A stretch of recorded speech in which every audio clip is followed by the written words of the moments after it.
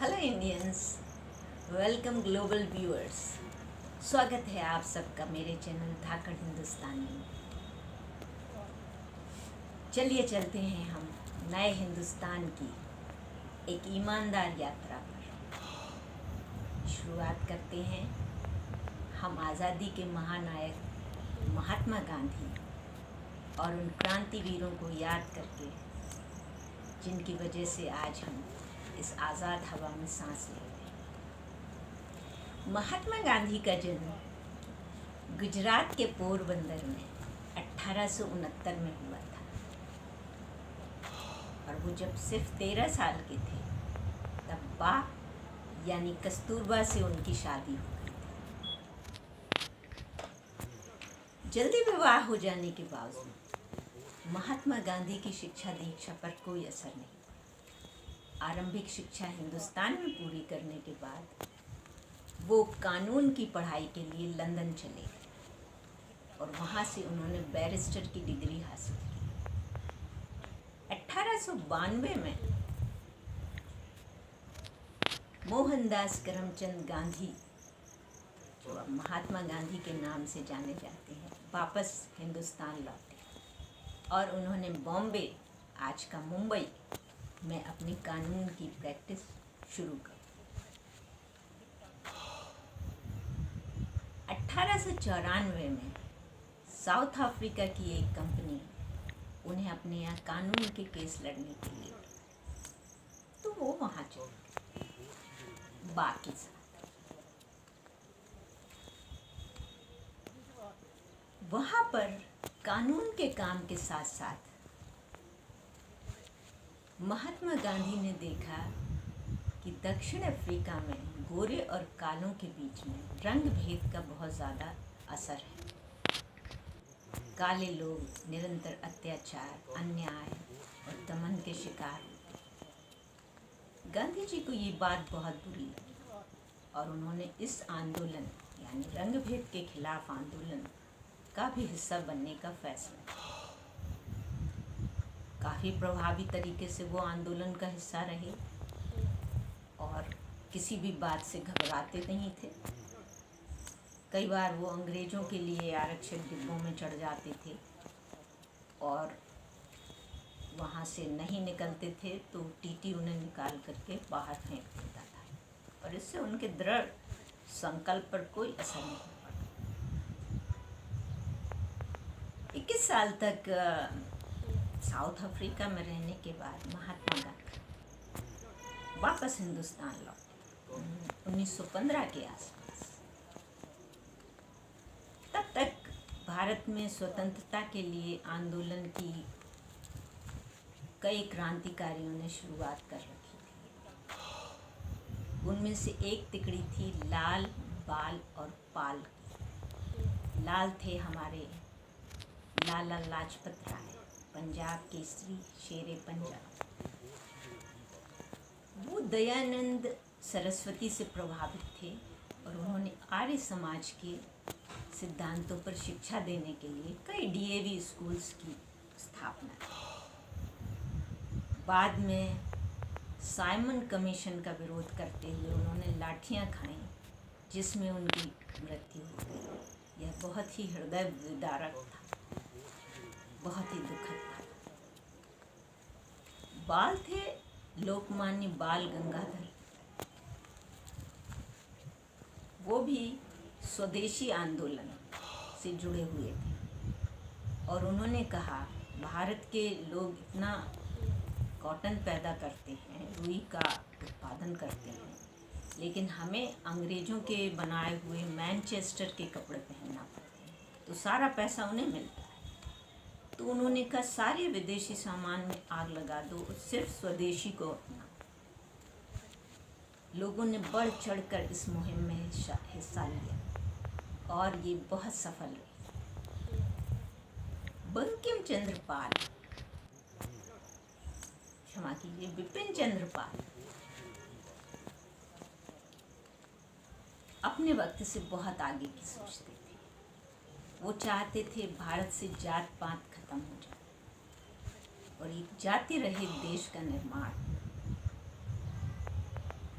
साथ ही वो विधवा विवाह के बहुत बड़े समर्थक थे। ये बड़ा सुखद आश्चर्य है, बहुत अद्भुत है कि उस वक्त के लोग एक योग्य, सक्षम और आगे देखने वाले भारत के लोग कितने मजबूत कदम उठा रहे थे और बिल्कुल निडर होकर। महात्मा गांधी ने शुरू किया 1920 में असहयोग आंदोलन से। अंग्रेजी सरकार से तंग आकर उन्होंने कहा, कोई भी आपके किसी भी कार्य में कोई भी भारतीय सहयोग नहीं करेगा। इससे पहले महात्मा गांधी भी अछूत प्रथा से, क्योंकि वो रंगभेद के खिलाफ लड़कर आए थे, तो भारत की अछूत प्रथा ने भी उनको बहुत ज़्यादा दुखी किया। वो सारे देश में गए और उन्होंने इस प्रथा के खिलाफ आंदोलन चलाया। वो लोगों को समझाते हैं जैसे हम सब हरि के बंदे हैं, वो भी हरिजन हैं, लेकिन आज ये नाम दलितों को, हमारे भाइयों को पसंद नहीं आता है, इसलिए इसका प्रयोग नहीं। हालांकि उनकी भावना बिल्कुल निर्मल थी इसके पीछे।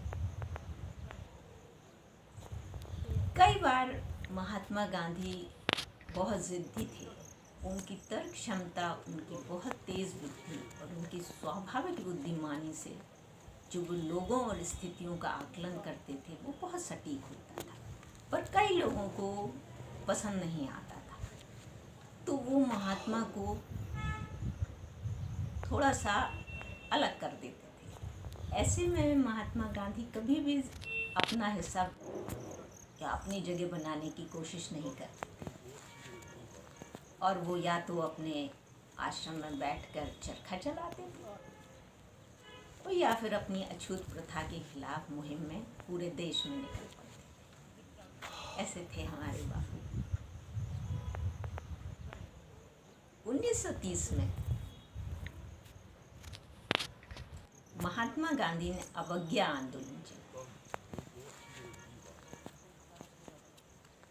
ये अंग्रेजी सरकार ने नमक के ऊपर टैक्स लगाया था, उसके विरोध में था। इसमें आपने अपने शहरों में या फिर कहीं पर डांडी मार्च के गांधी जी के मूर्ति रूप को अवश्य देखा होगा। ये अवज्ञा आंदोलन का ही हिस्सा था।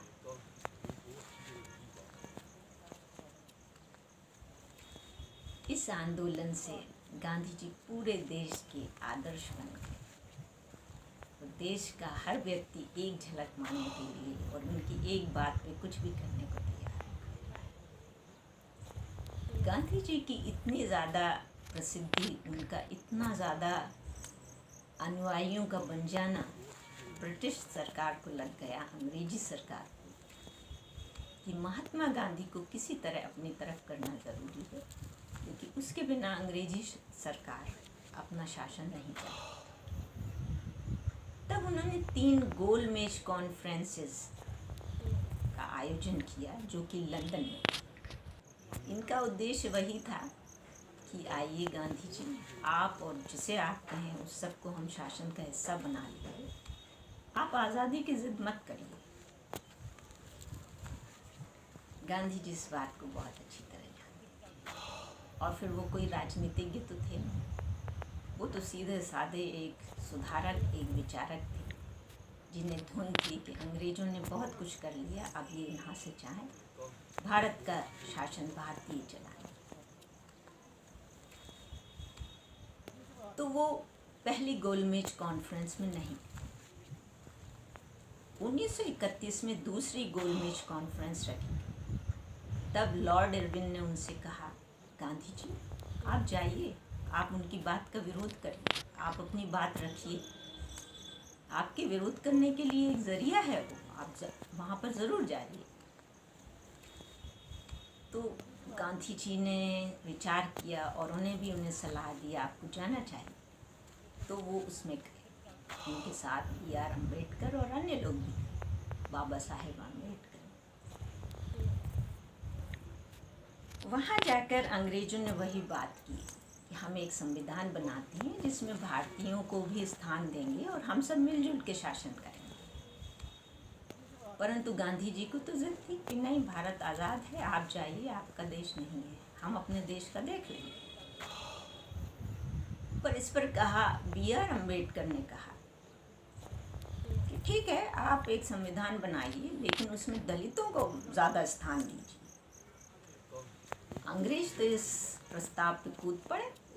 उनका तो तरीका ही था, जोड़ो और राज करो, तोड़ो और राज करो। क्षमा कीजिए।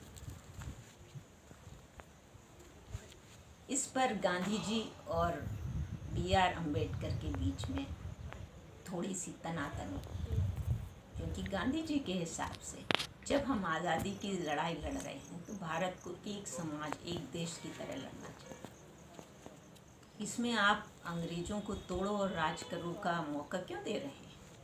जब हमारा देश बनेगा तो हम देख लेंगे किसको क्या करना। तो ये भी गोल मेज कॉन्फ्रेंस इस बात से असफल रही। इनफैक्ट 3 गोल मेज कॉन्फ्रेंस हुई जो तीनों की तीनों असफल रही। उसके बाद वापस लौटकर गांधी जी ने अपना अवज्ञा आंदोलन जारी रखा और इसके साथ ही उन्होंने बाद में एक और आंदोलन चलाया, अंग्रेजों भारत छोड़ो। भारत छोड़ो आंदोलन चलने के बाद उन्होंने एक नारा दिया, डू और डाई, करो या मरो। और ये वो आखिरी आंदोलन था जिसमें देश इस तरह से खड़ा हुआ उनके साथ कि अंग्रेज़ों ने सोच लिया कि अब यहाँ रहना ठीक नहीं।